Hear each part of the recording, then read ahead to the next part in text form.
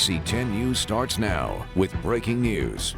San Diego County employees will soon need to show proof of vaccination for COVID or undergo regular testing. That announcement coming down late this evening.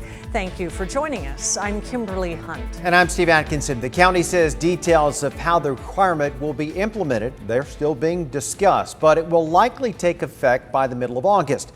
That announcement comes not long after President Biden issued a similar requirement for all federal employees. It is likely that more government agencies will follow suit as the Delta variant of COVID continues to surge. We will have more on the county's vaccine requirements tomorrow on ABC 10 News in the morning and the afternoon. President Biden's announcement requiring federal workers to get vaccinated for COVID or undergo rigorous testing applies to tens of thousands of people here in San Diego. ABC 10 News anchor Derek Stahl is going in depth on the local impact and whether there could be legal challenges. The new mandate will apply to federal civilian employees. That means no uniformed military service members or postal service workers. Even without them, the impact in San Diego is massive. San Diego County has more than 35,000 federal civilian employees, making it the fifth largest hub in the country. Across California, there are more than 146,000 of these federal employees, the most anywhere outside Washington, D.C. They work at a wide range of agencies, but the two largest groups are civilians working in the Navy and the Department of Veterans Affairs. The mandate will also affect thousands of Californians working in the Department of Agriculture, the Social Security Administration, the Department of Transportation, all the way down to employees in Health and Human Services and NASA. Is this legal? The answer is probably, but there's still a little bit of a question mark. UC Hastings law professor Dorit Rice says the question mark has to do with the vaccine's regulatory status. They still only have an emergency use authorization from the FDA, not full approval, something courts haven't weighed in on before. Also, she says federal employees tend to have strong unions and collective bargaining rights, which might complicate things.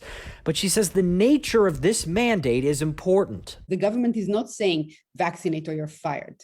It's saying vaccinate or you have to go through these inconvenient, somewhat burdensome, but not horrible additional burdens to protect everybody's safety. That's a lot harder to challenge than a vaccinated or you're fired mandate. The new requirements give federal employees the option to go unvaccinated as long as they wear a mask on the job, physically distance from others, submit to testing 1 to 2 times a week, and agree to restrictions on official travel. I think there's a very good chance the court will uphold this mandate.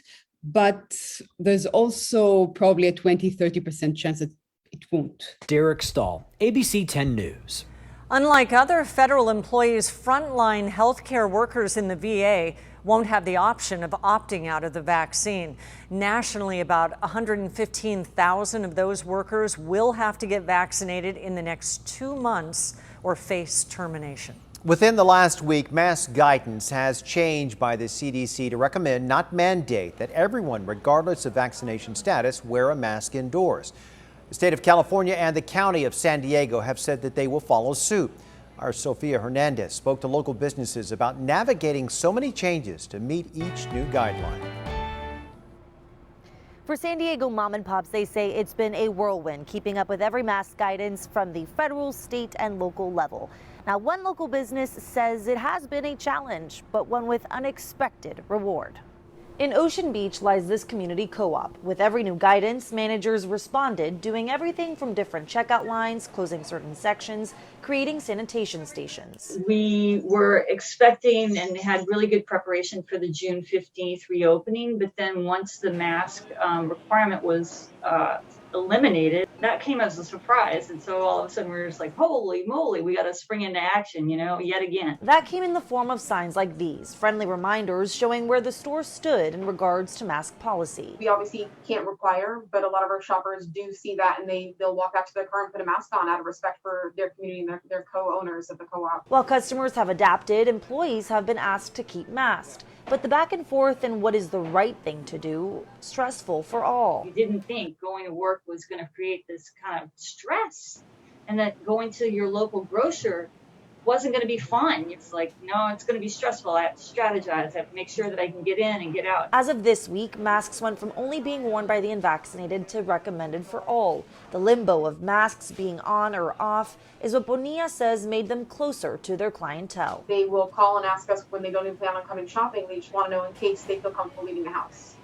And when they show up to the store, they're not only asking us what we prefer, but they'll be looking around and seeing what the rest of their community is doing and following that example. I think we knew we were doing something pretty important, but we really have been I think, remarked at how essential service, how validated we were. A positive plus as rules continue to alter in order to help combat COVID-19. Now, this business says that it will continue to make the tweaks necessary to keep health and safety the priority.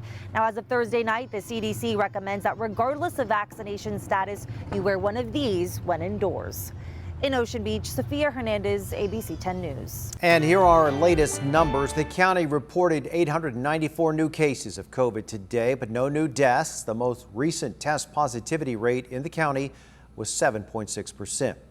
As San Diego County sees an upward trend in the number of COVID cases, county leaders may be forced to reopen more testing sites.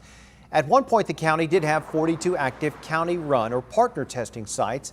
As of today, there are only 19. County reports there were more people who got tested yesterday than on this same day a year ago.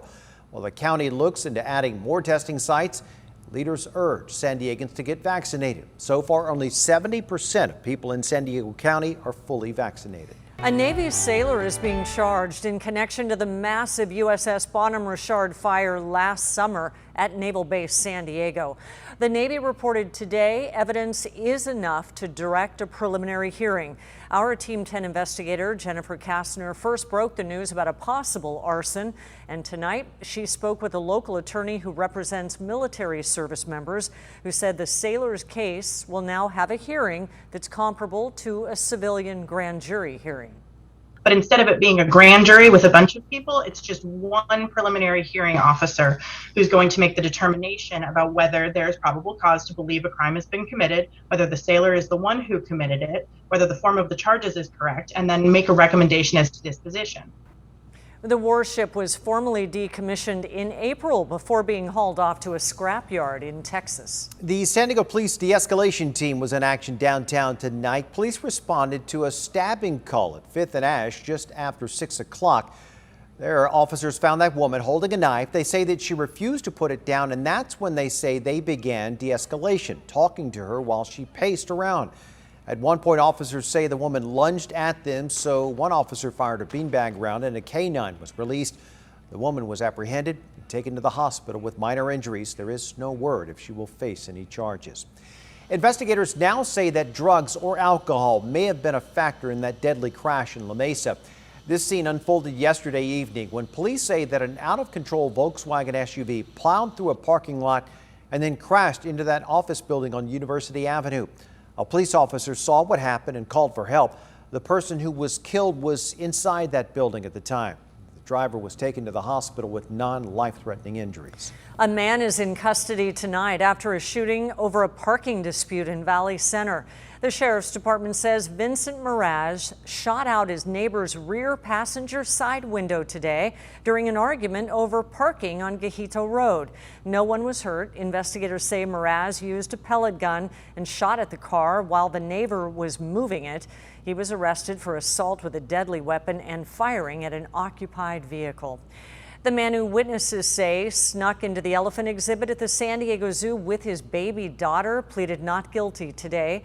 Police were called to the zoo in March after many people say they saw Jose Navarrete climb into a double-fenced elephant enclosure. His 2-year-old daughter was in his arms. He was arrested later that day and has since posted a $100,000 bond. Navarrete has multiple conditions for his release, including having no contact with his daughter.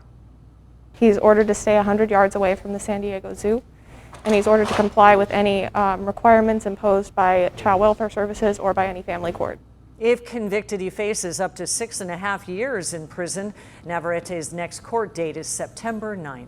Sheriff Bill Gore will not seek re-election for a fourth term. He released a statement earlier today saying, quote, "It is an honor and a privilege to serve the people of San Diego County. I am grateful and humbled by the continued community support that I have received for the last 12 years.